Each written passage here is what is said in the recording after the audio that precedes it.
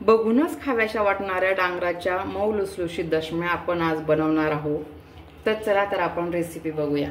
नमस्कार, भारतीय रेसिपी या यूट्यूब चॅनलमध्ये तुमचे सर्वांचे खूप खूप स्वागत आहे। तर आज आपण बनवणार आहोत डांगराच्या दशम्या। डांगर म्हटलं की बऱ्याच जणांना आवडत नाही, भाजी शक्यतो गोड लागते, पण डांगर हे आपल्या शरीरासाठी खूप खूप अत्यावश्यक आहे। त्यासाठीच मी तुम्हाला आज डांगरांची दशम्यांची रेसिपी दाखवणार आहे। आता मग आपण डांगरांपासून आज दशमी बनवूया। तर त्यासाठी आपण 1 पाव डांगर साल काढून बारीक चिरून घेतलं आहे।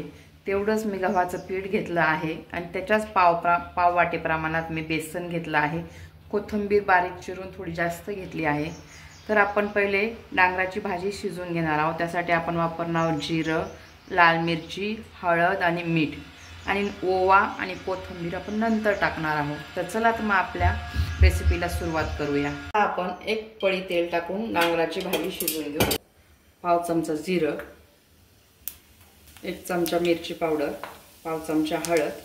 आता आपण यात डांगर टाकून घेणार आहोत। मिरची परतली की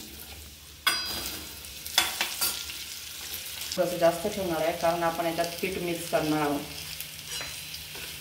आणि याच तेलावरती आणि डांगराच्या अंता पाण्यावरती आपण ही भाजी शिजवून घेणार आहोत। म्हणजे आपण मंद गॅसवरती शिजवणार, असं झाकण ठेवायचं, म्हणजे भाजीला थोडं पाणी पण सुटतं आणि मंद गॅसवरती शिजते। पण मधून चेक करू डांगर किती शिजत आले आणि हलवून घेऊ।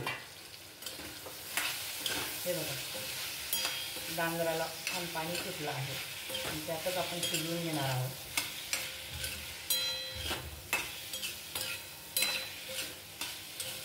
2-3 मिनिटांनी आपण झाकण काढून बघायचं डांगर शिजलं की नाही।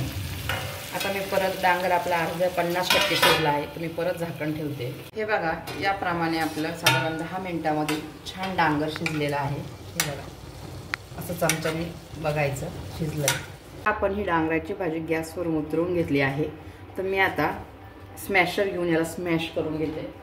हे बघा, असं स्मॅश करून घ्यायचं आहे। यात आपण कुठलंही पाणी वापरलं नाही।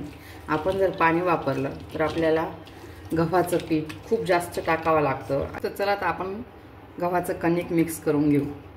सुरुवातीला थोडंच कणिक मिक्स करायचं आहे। त्याचबरोबर आपण 1 चमचा बेसन टाकायचं आहे।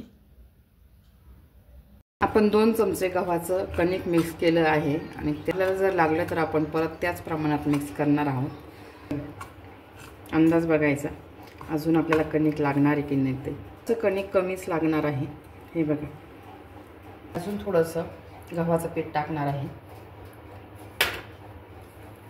हे बघा, असं कोथिंबीर पण मिक्स करून घेते आहे। हे बघा, अशी मस्त त्रिणो आपण त्या कढईत छान पिठाचा गोळा बनवून घेतला आहे। तर आपण याला 5 मिनिटं भिजू देणार आहोत। त्याने बघा, आपण अशा लाट्या करून घेतल्या आहे। आता आपण आपल्या दशम्या लाटून घेऊ। मी पीठ टाकून लाटणार आहे, तुम्ही तेल टाकून लाटले तरी, तेल लावून लाटल्या तरी चालतील। करून घेतलं आहे। थोड्याशा मीडियमच लाटून घ्यायच्या, खूप पातळ लाटायच्या नाही, नाही तर त्या कडक होतील। हे बघ, आता मी एक बाजूला इथेच तूप लावून घेणार आहे। असं तूप लावून घ्यायचं।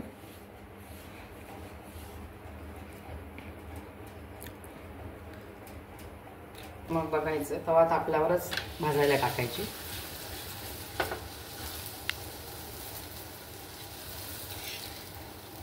मी तूप लावते, तुम्ही तेल पण लावू शकता।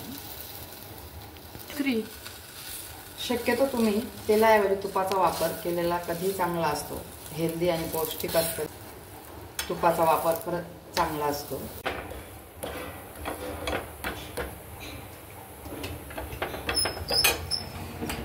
बघा, आपल्या मऊ लुसलुशीत डांगराच्या दशम्या तयार झाल्या आहे। हे बघा किती सॉफ्ट झाले आहे।